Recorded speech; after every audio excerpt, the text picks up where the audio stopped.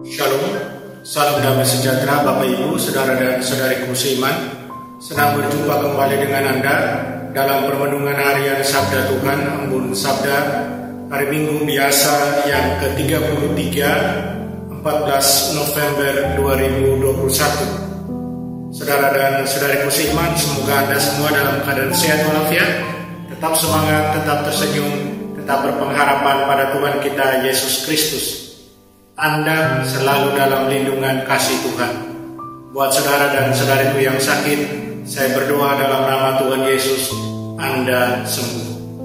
Saudara dan saudariku yang terkasih dalam Tuhan, di hari Minggu biasa yang ke-33 ini, kita diajak gereja untuk merenungkan bacaan pertama dari Nubuat Daniel bab 12 ayat 1 sampai 3.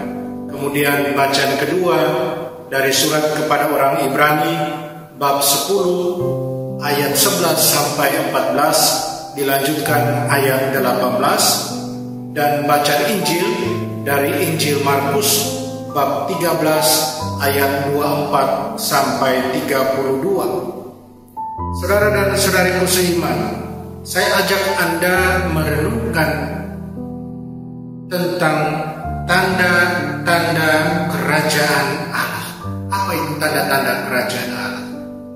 Saudara dan saudariku yang terkasih, apakah kita mengenali tanda-tanda kerajaan Allah? Tanda-tanda yang menunjukkan kuasa dan tindakan Allah dalam hidup kita manusia dan di dunia sekitar kita. Apakah kita mengenal tanda-tanda kerajaan Allah itu? Tuhan Yesus, Dia datang ke dunia untuk mengenalkan kepada dunia dan manusia tentang kerajaan Allah.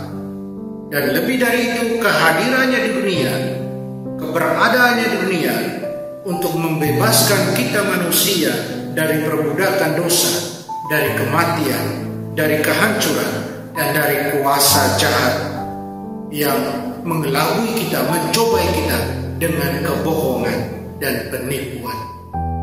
Saudara dan saudariku yang terkasih dalam Kristus, Yesus memberitahu murid-muridnya bahwa demi keuntungan mereka, Ia kembali kepada Bapanya di surga agar Roh Kudus datang dan memenuhi bumi dengan api kasih kebenaran dan kemuliaan Allah.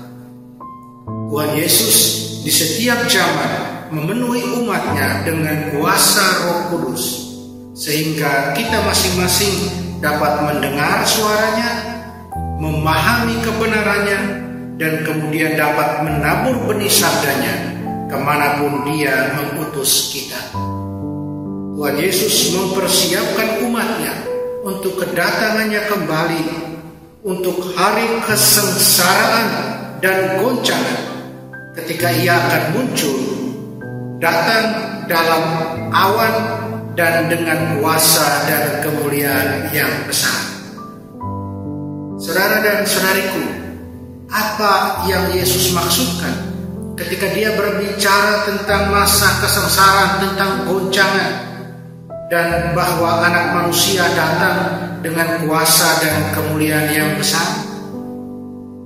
Gelar yang paling sering digunakan Yesus untuk menggambarkan misinya adalah anak manusia. Nama ini adalah referensi langsung ke visi kenabian dalam kitab Daniel pasal 7 ayat 13 sampai 14. Aku melihat dalam penglihatan malam, dan lihatlah dengan awan-awan di langit datanglah seorang seperti anak manusia, dan dia datang kepada yang lanjut usia dan dihadirkan di hadapannya, dan kepadanya diberikan kekuasaan dan kemuliaan dan kerajaan, dan bahwa semua orang, bangsa dan bahasa harus melayani Dia. Kekuasaannya adalah kekuasaan yang kekal, yang tidak akan berlalu, dan kerajaannya yang tidak akan dihancurkan.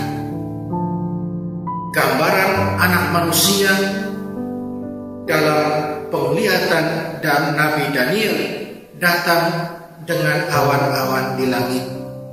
Penglihatan Daniel adalah penobatan raja manusia di hadapan tahta Allah.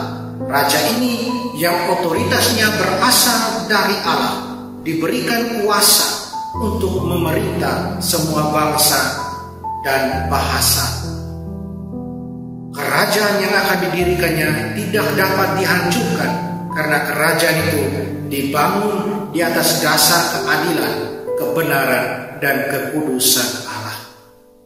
Saudara dan saudariku, hari kembalinya Tuhan tidak akan seperti saat-saat lain dalam waktu, dalam sejarah dan takdir bagi umat manusia dan tempat kita dalam ciptaan Tuhan. Bintang-bintang di langit akan berjatuhan dan semuanya akan goncang di hadapan Tuhan ketika Dia datang. Orang-orang di bumi dan penguasa, mereka akan tahu siapa raja dan penguasa sejati atas semuanya. Kedatangan pertama Yesus adalah misi penyelamatan untuk membebaskan umat manusia dari perbudakan dosa dan setan. Kedatangannya yang kedua akan menjadi penyelesaian akhir dari misinya, ketika Dia akan membuat segala sesuatu menjadi baru, langit baru dan bumi yang baru. Setelah Dia meletakkan musuh terakhir yaitu maut dan mengembalikan tubuh kita yang hina kepada keabadian. Saudara dan saudariku terkasih dalam Kristus, pelajaran apa yang Tuhan Yesus ingin kita pelajari dari perumpamaan tentang pohon ara yang sedang bertunas? Pohon ara adalah sumber makanan yang umum dan penting bagi orang Yahudi. Pohon ara berbuah 2 kali setahun, di musim gugur dan di awal musim semi. Nabi Yoel menyebutkan berbuahnya pohon ara ini sebagai tanda perkenanan Tuhan. Talmud, sebuah komentar dan instruksi Yahudi tentang Taurat, mengatakan bahwa buah pertama dari pohon ara datang sehari setelah Paskah. Orang-orang Yahudi percaya bahwa ketika Mesias datang, Dia akan mengantar kerajaan Allah pada waktu Paskah. Perumpamaan ini, saudara dan saudariku, meramalkan sukacita kerajaan Allah, sukacita hidup baru, dan janji zaman baru yang penuh damai dan berkat. Tanda-tanda musim semi terlihat jelas bagi semua yang bisa melihat. Demikian pula tanda-tanda kerajaan Allah. Tumbuhnya kerajaan Allah dimulai pertama-tama di dalam hati mereka yang terbuka dan mau menerima firman Allah. Mereka yang percaya pada firman Allah, mereka akan menghasilkan buah kerajaan Allah. Dan apa buah kerajaan itu?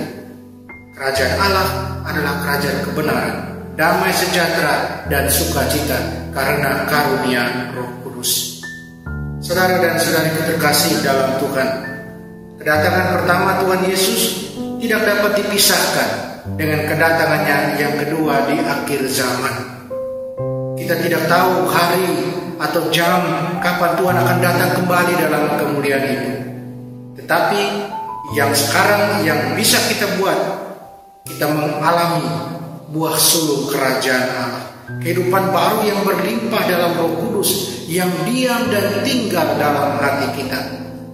Kita mengalami cinta, damai, sejahtera, sukacita, kesabaran, kebaikan, kesetiaan, kelembutan, pengendalian diri, dan begitu banyak kualitas lain yang Roh Kudus kerjakan dalam diri kita, yang memungkinkan kita, memampukan kita untuk mengasihi dan melayani orang lain dengan belas kasihan, dengan kesabaran, dengan kebaikan hati yang lembut.